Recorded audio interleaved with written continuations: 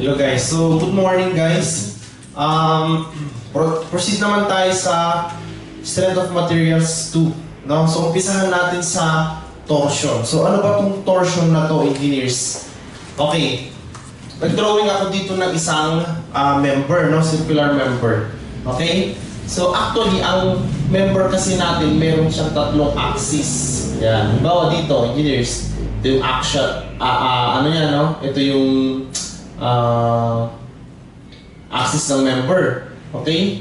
Pwede ako mag-draw dito ng tatlong axis. Let's say Y, X, at saka yan, Z. Okay? Ang moment kasi, engineers, rotation niyan about an axis. So like for example, pag nirotate ko si X, ayan, pag nirotate ko si X, engineers, you are familiar of that. Ang effect sa member ay bending. Yan yung moment about X, yan yung rotation about X. Ayan, pinapaikot ko yung X-axis. So, bending ang effect ng moment about X. Ganon din yung moment about Y, no? Yung moment about Y, bending din yung kanyang effect. Ayan. So, MC over I, yun yung stress, di ba? Pero pag pinaikot ko si Z-axis, ang effect sa member ay torsion. Or simply, yung moment natin about the Z-axis, yan yung torque. Is that clear, engineers? Torque. Torque ang tawag ng engineers. At ang effect niya sa member ay shear. Shear stress ang effect niya kasi tinitwist niya, engineers. Ipakita natin bakit shear ang effect niya sa member. So let's say for example, ito yung ating member. Wait lang ha. Okay, teka, i-parallel natin para ano. Say for example, ito yung ating member. Yan. Oops. So for example, yan yung ating member, no? Okay, kuha ko ng point dito, engineers. Tawagin natin A. So from the center of the shaft, yan yung radius. Right? Ito ngayon yung radius natin. Okay. Ngayon, ito yung straight line, yan. Oops. So, gawa ko dito ng straight line at ito yung length ng member. Dahil sa torque na to, yan, dahil dyan sa torque na yan, engineer, itong point na to, yung point A na yan, pupunta doon sa kabila. Di ba? Tawagin natin yan A prime. Klaro po ba guys? So, natitwist talaga, di ba? Yan, pag nilagyan natin ng torque yan, uusog yun doon, no? Okay, kapag circular yung member, engineers, itong straight line na to remains straight. Ayan. Meaning, itong point na to napunta dyan, itong point na to napunta dyan, itong point na to napunta dyan. Klaro po ba guys? Ganun siya, okay? So, mapapansin ninyo, engineers, mayroon ditong angle na nabuo. Yan, yung theta na yan, okay? So, yan yung tinatawag na angle of twist. Kaya ang formula dyan, nilagay natin dyan, true love of a jealous guy, di ba? You know, true love of a jealous guy, the angle of twist. Okay? At mapapatunayan natin na shear stress ang effect ng shear stress ang effect ng torque sa ating member. Dahil engineers, kung kukuha ako ng element dyan, ito itong point A na to, at A, makikita ninyo na yan ay na-shear. Dinemonstrate sa inyo ni Engineer Jercel last time kung paano ang shear. Okay, tingnan ninyo sa deformation. Doon mo malalaman kung paano yung stress na nararanasan ng member. Dahil itong point A na to napunta doon, meaning, ganito yung nagiging deformation niya. Ayan o. Na-imagine nyo ba guys? Ayan. Meaning, merong shear stress doon na nagpapadeform sa kanya ng ganyang way. So let's say for example, this is gamma. Ito na yung gamma na yun, engineers. Klaro po ba guys? So, torsion talaga yan. Shear stress talaga ang effect niya. And that is given by T rho over J. We are not here to derive daw kasi magtatagal tayo masyado pag dinerive pa natin itong mga to. Okay? Ano yung rho? Okay, yan yung distance from the neutral axis ng ating member. So in this case, ang neutral axis niya is itong center line na to. Itong axis na to, yung Z-axis. Yan. So meaning, ito yung axis na to perpendicular to the whiteboard. Diyan applied yung ating torque. Yan yung axis na pinapaikot niya. Parang point siya ngayon dito. Yung rho na to is, ito, any point. Yan, rho. Let's say for example, you want to get the stress at this point. Then, ang draw mo, ito, kung gaano kalaya yan sa center. Para po ba guys? Nire-review lang natin guys, dapat alam yan. Therefore, ang maximum shear stress is what? T R over J. Bakit sir? Yung R kasi yung pinakamalayong fiber. Yan. Therefore, R. R ang pinakamalayong fiber from the center of rotation. Kaya, maximum ang shear stress sa point na yon. Klaro po ba guys? Eh, ano naman yung J? Yan yung kanyang polar moment of inertia or yung moment of inertia niya about this axis. Tatlong klase din kasi ang moment of inertia engineers. Let's say, for example, ito. X, Y. Naka 2D lang tayo, di ba? Sa totoo lang, mayroon pang isang axis kasi dito. Yan yung Z axis. Ito. Yung axis ito perpendicular to the whiteboard. You have learned in calculus that kung mayroon tayong area dito, the moment of inertia about x-axis is what? Okay? In-explain ko rin ito sa statics. The second moment of area, di ba? Kuha ka lang ng differential area dyan, engineers. Tapos, i-moment mo siya sa x-axis, therefore y. Y dA. Pero dalawang beses kaya, integral of y squared dA. Kasi dalawang beses mo siya i-moment eh. Y dA times y ulit kasi second moment of area. Ano naman yung IY? Ito naman, i-moment mo naman sa y-axis para maging moment of inertia about y-axis. Therefore, x squared dA. Klaro po ba guys? Yung J or yung polar moment of inertia, yan yung IZ. Yan. Yung moment of inertia mo about the z-axis. Kaya, dito mo siya i-moment sa z-axis. Is that clear? So, tawagin natin R. Kaya ito naman, integral of R squared dA. Okay? Dito mo siya i-moment sa z-axis. Klaro po ba guys? However, itong R squared na to is x squared plus y squared. Kaya naman yan ay simply ix plus iy lang. Klaro po ba guys? J is equal to ix plus iy. Therefore, sa circle, kailangan familiar tayo sa sarili natin dito. Circle, ang ix ng circle equal sa iy. That is pi over 64d to the 4th. Therefore, ang j niya ay ix plus iy. Yan ay pi over 32 diameter to the 4th. Same lang din to, yung ix and iy niya, same lang din sa pi over 4. R to the 4th, kung radius ang gagamitin mo. Therefore, dito, pi over 2 naman. R to the 4th. Conversion lang yan, engineers. Okay? So, pwede tayo mag-proceed sa first problem. Okay guys, so proceed tayo sa problem number 1. Ang sabi dito sa problem number 1, may shaft daw tayo. Fix sa isang end, free sa other end. Okay, 1 meter long. Okay? 80 mm ang kanyang diameter. Ang tanong, guys, determine the shear stress at a distance of 20 mm from the center of the solid circular shaft. So basically, for letter A, kung ito yung ating circular shaft, engineers, ayan.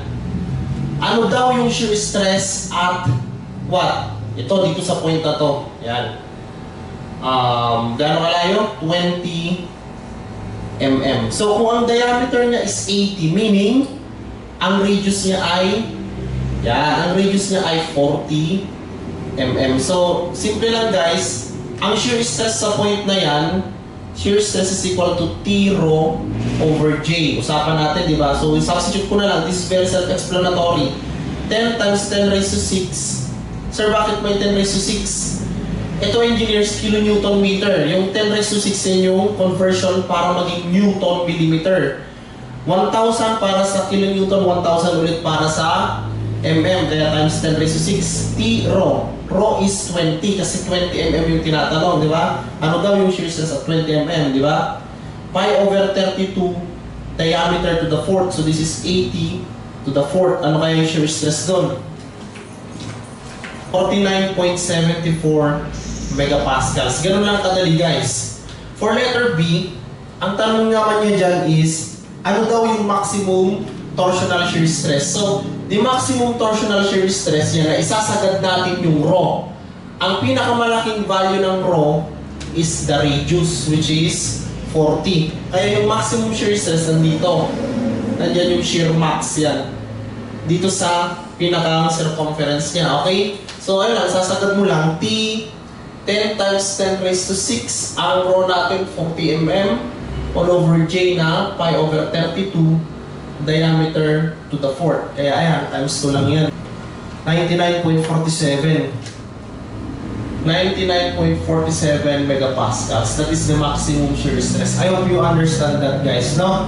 Klaro ba, guys? Ito, madali pa itong mga first problem natin, kaya pwede natin bilisan.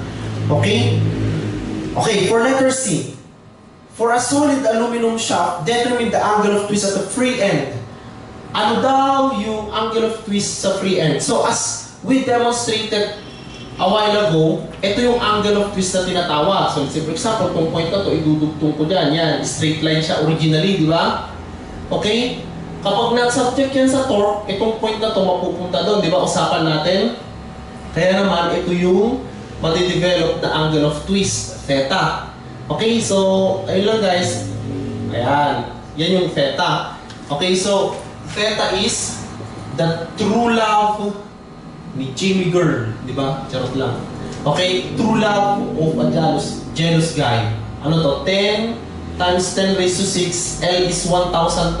I-mm mo lang lahat, engineer. Kapag ka nagko-compute ka, gawin mong Newton, gawin mong mm lahat ng dimensions, sure yun. Magka-cancel out na yung mga units. So, ito, pi over 32, diameter to the 4th, G is, ano ba niya? Oh no! 26,000. Kailangan megapascals. 26 gigapascals kasi yung given. So, ginawa ko megapascals. Tandaan lang na ang magiging result niyan ay radian. Radian, engineer. Bakit, sir? Kasi tingnan natin mabuti. Newton millimeter ang unit ng torque. Mm naman itong length. Ito, mm to the 4th. Ito, megapascals. Newton per mm squared. Kaya walang unit yung ating theta. Magka-cancel out lahat. Klaro po ba, guys? Kaya ang unit niya ay radian. Is that clear? Kasi unitless. Radian is a unitless po yan, engineer. So, times 180 over pi. Ganun lang kasimple para may convert mo, engineers. Tama po ba?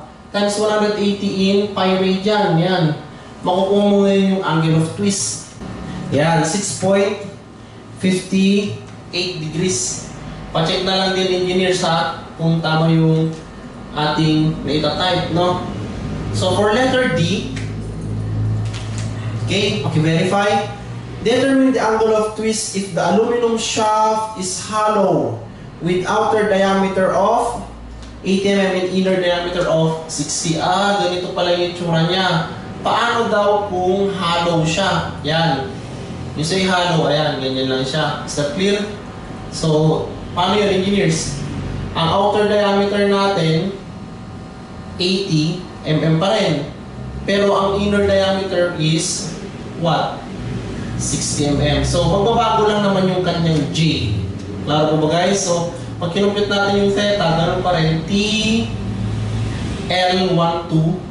Pero ang J niya ay pi over 32. Siyempre, ito lang yung area natin. Therefore, yan lang ang kuhanan natin ng polar moment of inertia. Ay, 80 to the 4th minus 60 to the 4th. Klaro po ba, guys? Yan. Factor out lang natin yung pi over 32. Times 26,000. Yan po, engineers. Oh, by the way, ita-times ko na rin ito ng 180 over pi para maging degrees. Klaro po ba, guys? 62 degrees. Klaro po ba, guys? Yan naman po yung kanyang angle of twist. Is that clear? Okay.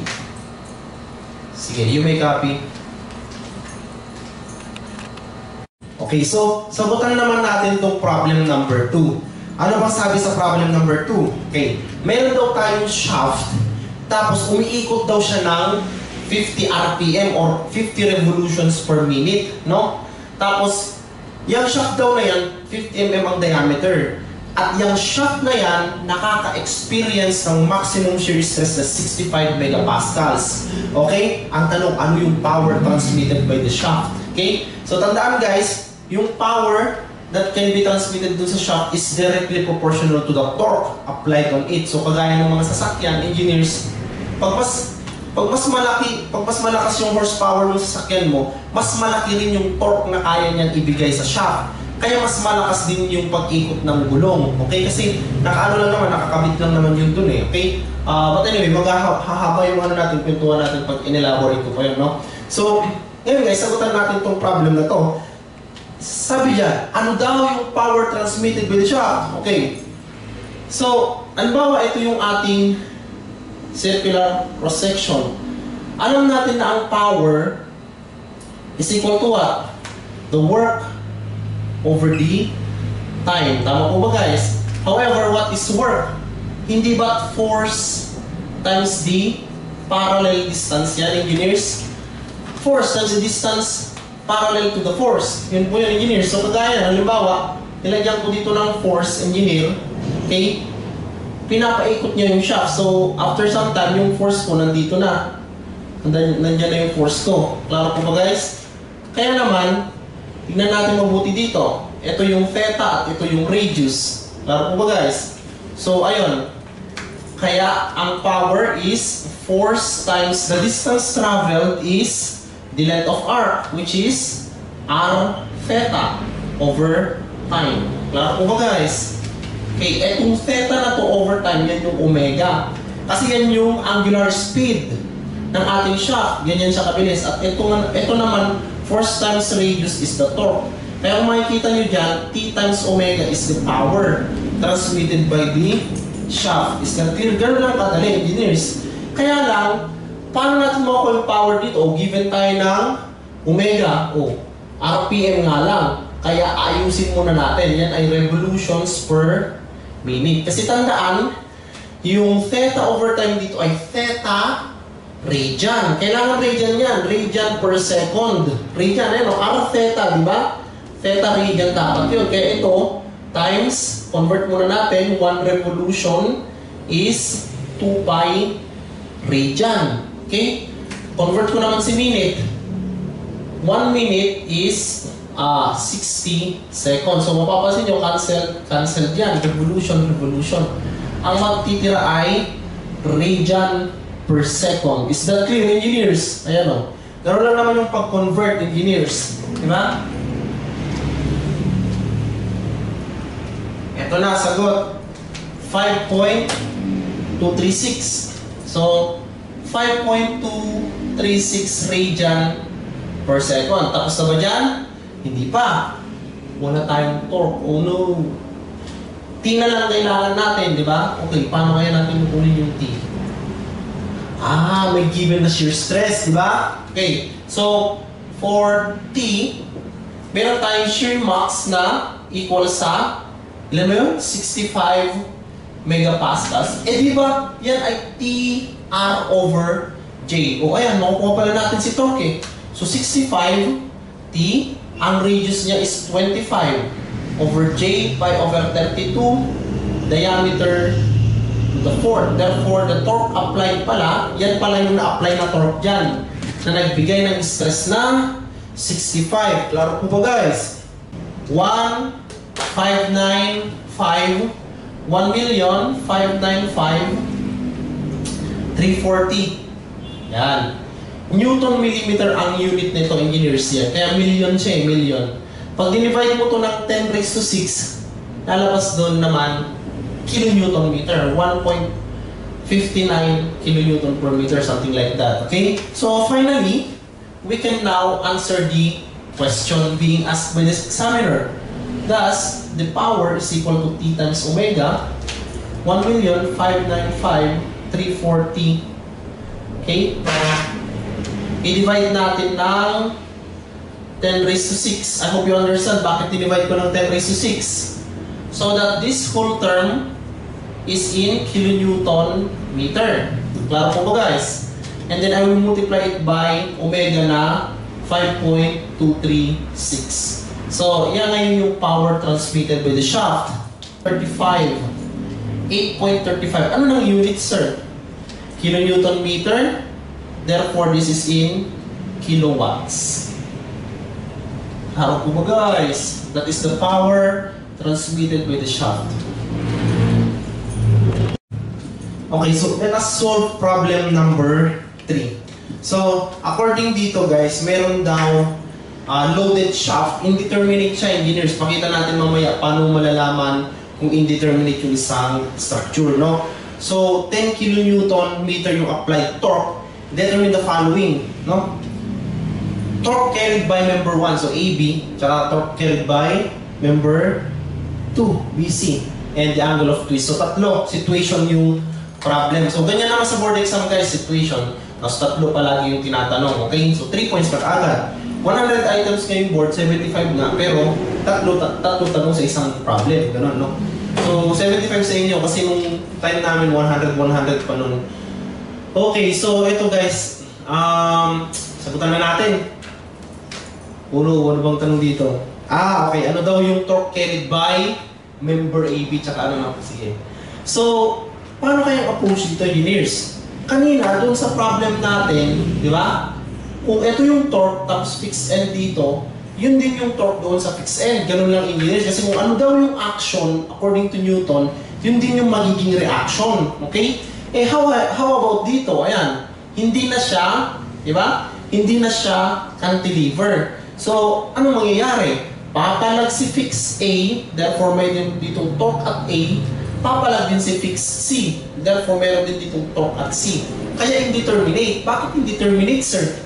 Kasi engineers, by equilibrium equation, torque A plus torque C is equal to 10. Wala ka ng ibang equation. Isang equation lang magagawa mo. Meron kang dalawang unknowns. Sige, kahit anong gawin mo dyan, wala ka nang makukuha ang ibang equation. Mag-summation of forces vertical ka. Wala. Moment. Ito na yung nagamit po, summation of moment. Diba? Nakuha nyo guys, that's the time na mag-conclude mo na indeterminate yung structure.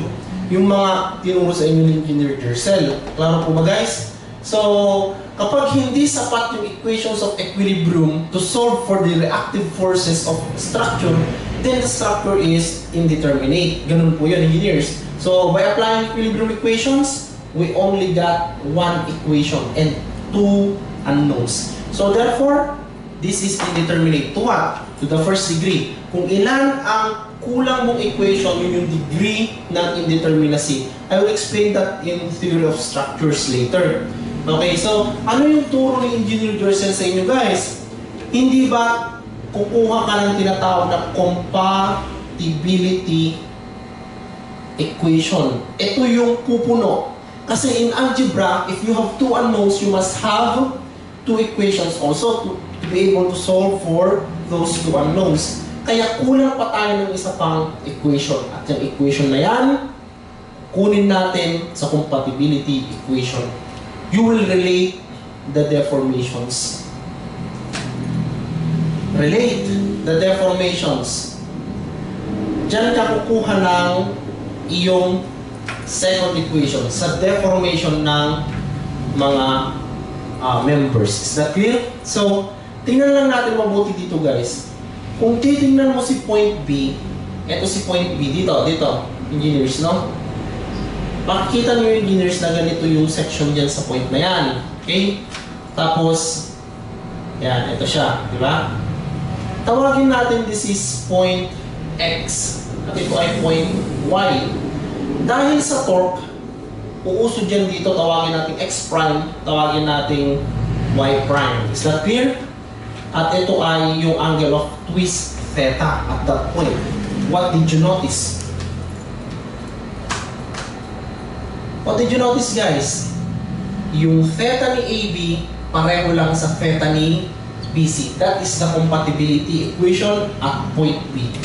Okay? Di ba napansin nyo yung nag-solve kayo nung sa inyong set of materials 1, di ba? Compatibility equation din kayo. Okay? So, ito yung compatibility equation sa point na yan.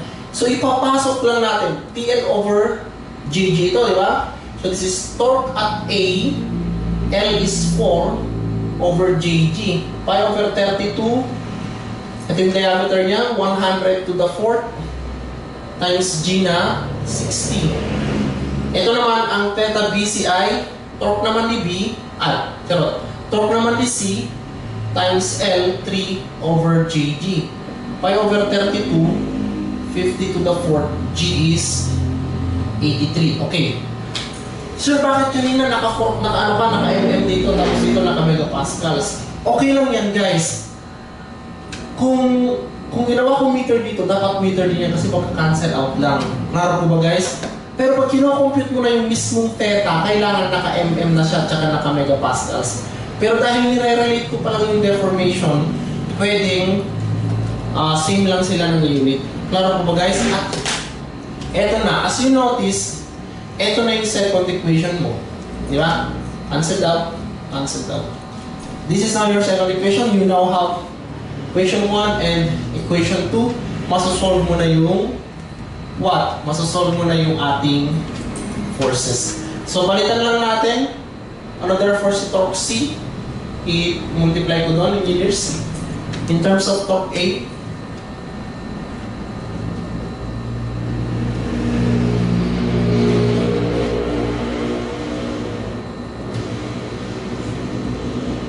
ito, 83 over 720. 83 over 720 ni torque A. This is the relationship. Is that clear, engineers? Ito, multiply mo lang naman doon. So, ayun na, thus, para ma-solve natin, engineers, from equation 1, substitute natin para makuha natin si torque A. So, we have torque A plus si torque C, 83 over 720 ni torque A equal to 10. Yan. Common na si torque A. Okay? 8.966. So the answer is 8.966 kilonewton meter. This is the torque at A. And the torque at C, substitute mo na lang. 83 over 720 torque A. Therefore, that is ilan? 1.033. 1.034 kilonewton meter. Okay? Klaro po ba, guys? Lastly, ang tinatanong, this is problem letter A, problem letter B. For problem letter C, tinatanong is the what? The angle of twist. So the angle of twist, theta, pareho lang. Kahit theta AB kunin ko or theta BC, yun pa rin yung angle of twist sa point na yun. Kasi, kumbaga ito yung original na center line, itong point na to napunta doon, ayan. Ayan. Pareho lang sila ng angle of twist doon sa gitna, di ba? Klaro ba, guys? So, pasok ko lang dito, pwedeng kunin ko na lang sa A siguro. TAL over JG ni A. So, 1.034 times 10 raised to 6, ayun na. Kung napansin ninyo, ginagawa ko na siyang mm. 4,000 ito kasi kinocompute ko na yung mismong theta. Pi over 32, kasi ito 100 to the 4th, G is 60,000. Para maging radian, para maging degree times 180 over pi. Kuha na natin to. 0.402 degrees. That is the angle of twist at point B. Pakicheck na rin engineer sa okay. May human error pa rin naman tayo, syempre. No, sa pagkakapindot. Pagka feel free to comment lang. Okay? So that is for problem number 3. Let's proceed naman sa problem number 4. Okay, so yung problem naman natin sa 4 is halos the same lang dun sa previous problem. It's just that tatlo yung members natin. Klaro po ba, guys? So, ayun guys, indeterminate pa rin ito, engineers dahil syempre, kukulangin tayo ng equations of equilibrium. Tama po ba? So, as you notice, tignan natin mabuti ha, engineers. Okay, para madali nating makita kung paano yung reaction ng points. So, tingnan natin. May twisting moment dito na 10 at meron dito 20. Therefore, based sa load, mas lamang ang pagganitong moment, di ba? Yan. Lamang ng ilang 20 minus 10 lamang siya ng 10. So basically, pag in-apply mo yan ng 10, tapos ito, 20, it's as if loaded siya ng 10 lang, di ba? At pag ganito, yung kanyang direction, ganon. Therefore, ang magiging reaction dito is, ayan, counteract lang niya. So, torque A. Opposite naman yung magiging reaction nito, torque D. I hope you get that, engineers. So, nakuha ko yung direction ng ating mga reactive forces. Klaro po ba, guys? So, ayun, engineers, ang magiging equations natin ay, una, torque A plus torque D is equal to 10. Kaya, di ba? 10 pa rin. Kasi 20 minus 10 kasi ito. Ipakita ko lang. 20 minus 10 yan. Kaya 10. Di ba? Okay. So, as you notice, kulang na naman tayo ng isang equation. Di ba? Kulang tayo ng isang equation, engineers. Kaya naman, okay, I will show you another approach. Kapag tatlo na yung shaft or kahit dalawa lang yung shaft, yung kagaya ng unang problem kanina, okay, is hindi naman ako, ang gagamitin ko naman ay yung diagram ng torque. Torque diagram naman ang gagamitin ko, okay? Doon ako kukuha ng compatibility equation sa torque diagram. Okay, so ito lang, engineers. Draw ka lang dito para ka nag-draw ng shear and moment diagram. So, ayan. Natin ha. Una, okay, aangat ako dito ng torque A. Okay, meron akong clackwise power, di ba? Tapos habang umuusod ako doon, walang pagbabago sa torque. Uy, nadagdagan ng 10. Therefore, sa point na to, torque A plus 10. Umuusod ako dyan, yun pa rin yan. Torque A plus 10. Walang pagbabago kasi habang... Kaya na, pagdating ko sa C, uy, biglang, ayan na, usod doon. Is that clear? Yan na yung torque D, which is torque A plus 10 minus 20, kaya torque A minus 10. Yes, so guys, torque A minus 10 ito. Kasi binawasan mo ng 20. Then, usod ka doon, wala ulit pagbabago. Usod ka doon. Okay? Yan yung ating torque diagram. So, torque A minus 10 pa rin yan. So, what does that mean? Ibig sabihin niyan, engineers, ang torque na kinikerry ni ABI, torque A. Ang torque na kinikerry ni BCI, torque A plus 10. At ang torque na kinikerry ni CDI, torque A minus 10. Para po ba guys, yan yung kanilang diagram ng forces. Okay?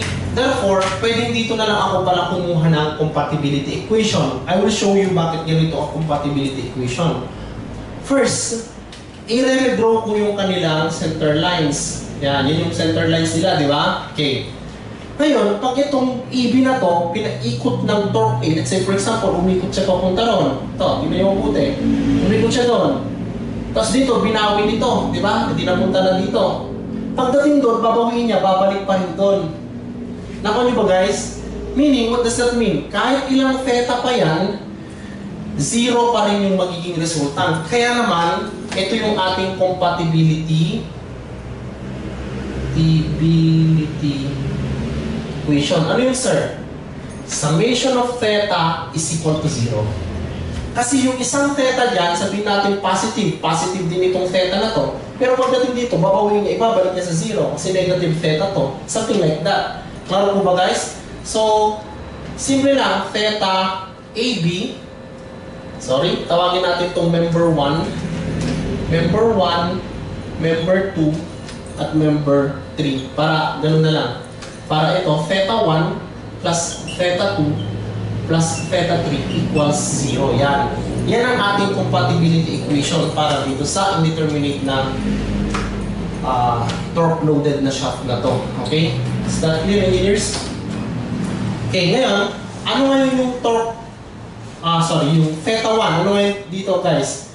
Okay, ito yung load niya sa theta 1. Ito yung load naman dito sa theta 2. Ito naman yung load sa theta 3. So, finally, ilagay ko lang dito, torque A.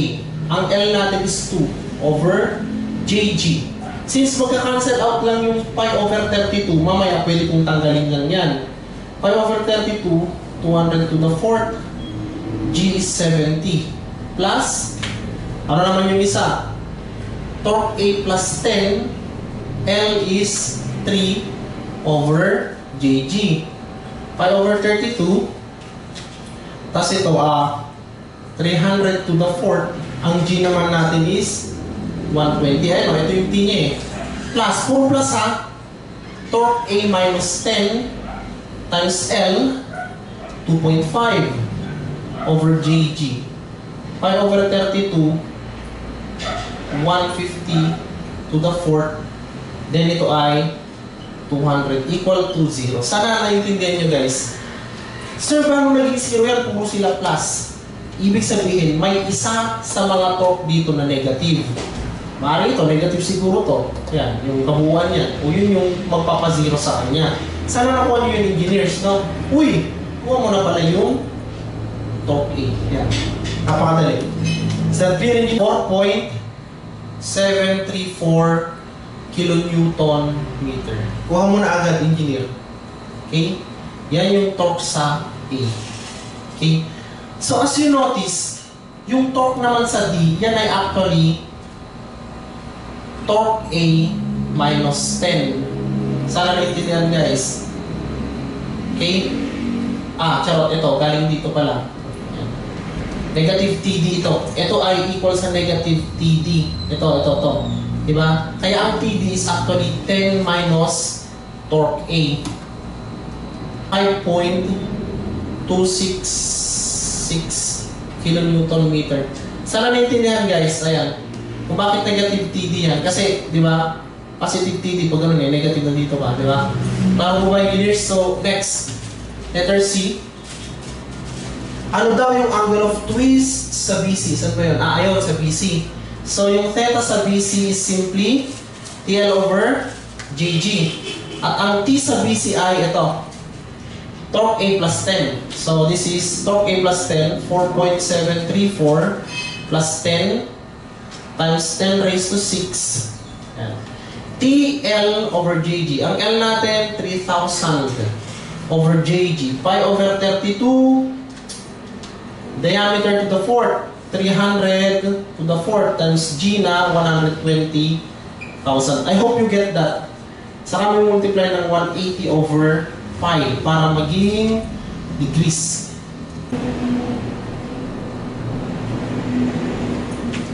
So, nakuha ko engineers ay 0.0265 degrees. Sana tama yung napindot ko engineers at sige, you may copy. I hope you understand how to solve this indeterminate structure. Okay, thank you so much.